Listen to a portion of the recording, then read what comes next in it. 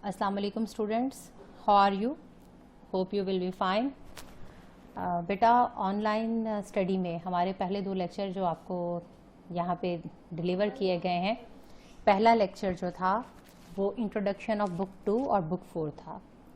Second lecture में हमने आपको पेपर पैटर्न बताया और इस लेक्चर में, थर्ड लेक्चर में, मैं आज जो बुक 2 है उसकी टेक्स्ट रीडिंग करने जा रही हूँ जो मॉडर्न प्रोज पे बेस्ड करती है। हमारा पहला लेसन है द डाइंग सन, मरता हुआ सूरज, written by sir James Jeans. और सर जेम्स जीन्स 1877 में पैदा हुए हैं, 1946 में इनकी डेथ हुई है। और जैसा कि आपकी स्क्रीन पे नज़र आ रहा होगा इनका इंट्रो कि ये एक इंग्लिश फिजिस्ट हैं, एस्ट्रोनॉमर हैं, मैथमेटिशियन हैं। कैम्ब्रिज और प्रेस्टन यूनिवर्सिटी से इन्होंने तालीम हासिल की है।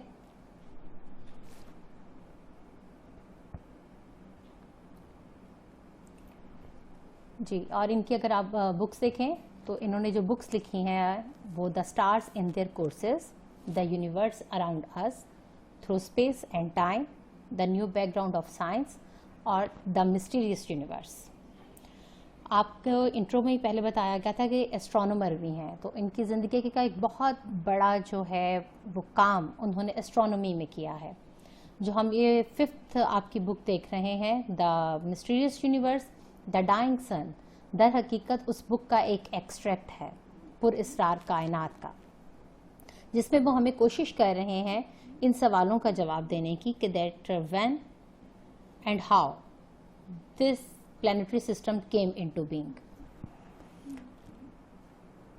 इसके द डाइंग सन के साइनॉप्सिस पे जाएं तो इसमें हमें वो बताना चाह रहा है writer, size of stars, number of stars, distance between stars, creation of the earth, beginning of life on the earth, universe is frightening, life in plan of universe। जो फर्स्ट पैराग्राफ है उसके जो सेलिएंट फीचर्स हैं वो है size of stars, number of stars, distances between stars. अभी आपके सामने टेक्स्ट बुक आ गई है। टेक्स्ट बुक बेटा अपनी ओपन करें और टेक्स्ट बुक पढ़ने से पहले मैं आपको एक मेजर डिफरेंस बता दूं पार्ट 1 और पार्ट 2 की टेक्स्ट बुक रीडिंग में। पार्ट 1 में आपने जो टेक्स्ट बुक रीडिंग की थी उसके साथ आपको ट्रांसलेशन याद करना कंपल्शन थी क्योंकि 15 मार्क्स का क्वेश्चन था, ट्रांसलेट इनटू उर्दू। पार्ट 2 में हम टेक्स्ट बुक पढ़ रहे हैं, रीडिंग भी करेंगे उर्दू में, लेकिन इसको याद करना कंपल्शन नहीं है। उसकी वजह यह है कि ये सिर्फ आपके कंसेप्ट क्लियर करने के लिए है, आपका कंसेप्ट क्लियर हो ताकि बुक के टेक्स्ट बुक के एंड पे जो क्वेश्चन है आप उसका आंसर दे सकें। तो हम स्टार्ट कर रहे हैं इसकी text book. A few stars are known which are hardly bigger than the earth. चंद एक सितारे ऐसे हैं जो कि ज़मीन से बामुश्किल बड़े हैं। But most of them are so large that hundreds of thousands of earth could be packed inside each and leave room to spare. लेकिन बहुत सारे सितारे इतने बड़े हैं कि हमारी ज़मीन जैसी लाखों ज़मीनें उनके अंदर समा जाएं और फिर भी उसके अंदर जगह बच जाए। आप ये साइड पे डायग्राम देख रहे हैं, ये स्टार और इसके कंपैरिजन में ये अर्थ बनाई गई है। ये इसलिए डायग्राम बेटा मैंने ड्रॉ की है आपको शो हो सके कि स्टार कितना बड़ा है और उसके कंपैरिजन में अर्थ कितनी छोटी है। यही वजह है कि हमारी ज़मीन जैसी लाखों ज़मीन इसके अंदर समा भी जाएँ तो फिर भी जगह बाकी रह जाए। Here and there we find an immense star large enough to contain millions and millions of earths। इधर उधर हमें काफ़ी सितारे मिलते हैं जो इतने बड़े हैं कि हमारी ज़मीन जैसी करोड़ों ज़मीनें इसके अंदर समा जाएं। And the total number of stars in the universe is probably something like the total number of grains of sand on all the seashores of the world। और अगर हम कुल कायनात में सितारों की तादाद का अंदाज़ा लगाएं तो इसका अंदाज़ा ऐसे ही है कि गालिबन ये इतने ही सितारे हैं जितना कुल दुनिया के साहिल समंदरों पर रेत के ज़र्रे। Such is the littleness of our home in space. खला में हमारा घर इतना छोटा है। घर से मुराद हमारी ज़मीन। When measured up against the total substance of the universe, जब हम इसे कुल कायनात के मुकाबले में इसकी पैमाइश करते हैं।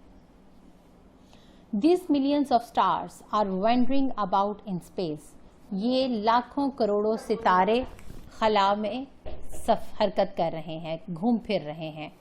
A few form groups which journey in company, चंद एक जो हैं उन्होंने अपने ग्रोह बना लिए हैं और इसी ग्रोह की शक्ल में वो सफ़र करते हैं। But most of them travel alone, लेकिन ज़्यादातर अकेले ही सफ़र करते हैं। And they travel through a universe so immense that it is very very rare event indeed for one star to come anywhere near to another, कि ऐसा बहुत ही नायाब वाक़या होता है कि एक सितारा हरकत करता हुआ दूसरे सितारे के करीब आ जाए। For the most part, each star makes its voyage in complete loneliness. Voyage सफ़र, एक सितारा ज़्यादातर अपना सफ़र अकेले ही मुकम्मल करता है। Like a ship on an empty ocean, एक खाली समंदर पे जैसे कि एक अकेला जहाज़। In a scale model, in which the stars are the ships, scale model पे अगर हम सितारों को जहाज़ की मानंद ले लें, the average ship will be over a millions miles from its nearest neighbour, तो एक जहाज़ अपने करीब तरीन जहाज़ से 10 लाख मील के फासले पर होगा। From this it is easy to understand why a star seldom finds another star anywhere near it. इससे हमें समझने में आसानी हो सकती है कि कैसे एक सितारा कभी कभी ही एक दूसरे सितारे के करीब आता है। इसके जो सिनोनिम्स हैं इम्पॉर्टेंट, वो है immense, universe, substance, rare, wise और seldom.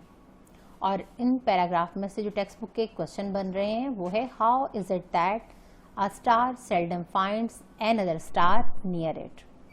Question number 2, what happened when according to sir James Jeans a wandering star wandered through space came near the sun।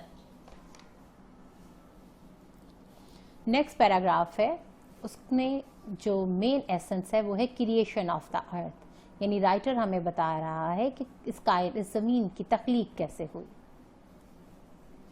We believe however that some 2000 millions years ago, हमारा यकीन है कि तकरीबन कोई 2 अरब साल पहले this rare event took place, कि ये नायाब वाक़या वकूअ पज़ीर हुआ। That another star wandering blindly through space, कि एक सितारा खला में अंधाधुंध हरकत करते हुए happen to come near the sun, सूरज के करीब आ गया। Just as the sun and the moon raise tides on the earth, जैसा कि सूरज और चांद ज़मीन पर लहरें उभारते हैं, so this second star must have raise tides on the surface of the sun, इस दूसरे सितारे ने भी सूरज की सतह पर ऐसे ही लहरें उभार दी।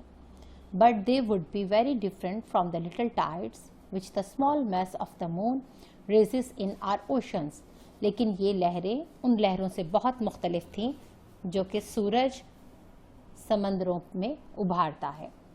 An immense tidal wave must have traveled over the surface of the sun, एक बहुत बड़ी लहर सूरज की सतह पर उभरी होगी।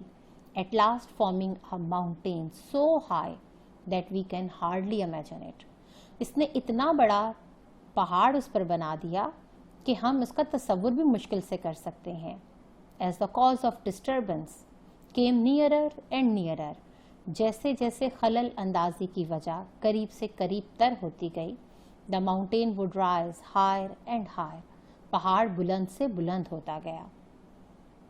And before the second star began to move away again, इससे पहले कि दूसरा सितारा हरकत करते हुए दूसरी जानिब निकल जाता, its tidal pull had become so powerful that this mountain was torn to pieces, इसकी लहर इतनी ताकतवर हो गई कि इसने पहाड़ को टुकड़ों में तकसीम कर दिया। And threw off small parts of itself into space, और इसने छोटे टुकड़े खला में फेंक दिए। These small pieces have been going round the sun ever since, तब से ये छोटे टुकड़े सूरज के गिर्द घूम रहे हैं। दे आर द प्लैनेट्स, ये सैयारे हैं, ग्रेट एंड स्मॉल, छोटे और बड़े, of which our earth is one, और हमारी ज़मीन उसमें से एक है। हमने पहले पैराग्राफ में और इस पैराग्राफ में अभी तक लफ्ज़ स्टार पढ़ा था, लेकिन यहाँ पे इस पैराग्राफ के एंड पे लफ्ज़ इस्तेमाल हुआ है planet. Now the question arises, what the difference between a star and a planet. तो बेटा इसका फंडामेंटल जो डिफरेंस है स्टार और प्लैनेट में वो ये कि स्टार की अपनी लाइट होती है, अपनी एनर्जी होती है। प्लैनेट को ना अपनी लाइट होती है ना एनर्जी होती है, ये इन दोनों के लिए सन पर डिपेंड करता है। इसके इंपॉर्टेंट सिनोनिम है टाइड्स और टाइडल। और क्वेश्चन इसमें जो बन रहा है वो है what happened when the wandering star came nearer and nearer. उम्मीद है कि मैंने जो पढ़ा है आपको अच्छे से समझ आ गई होगी। इसको बेटा पढ़िएगा, देखिएगा, क्वेश्चन आंसर सिनोनिम साथ साथ याद करते जाइएगा। अगले लेक्चर तक बेटा अल्लाह हाफिज़, stay safe, stay blessed. Okay बेटा।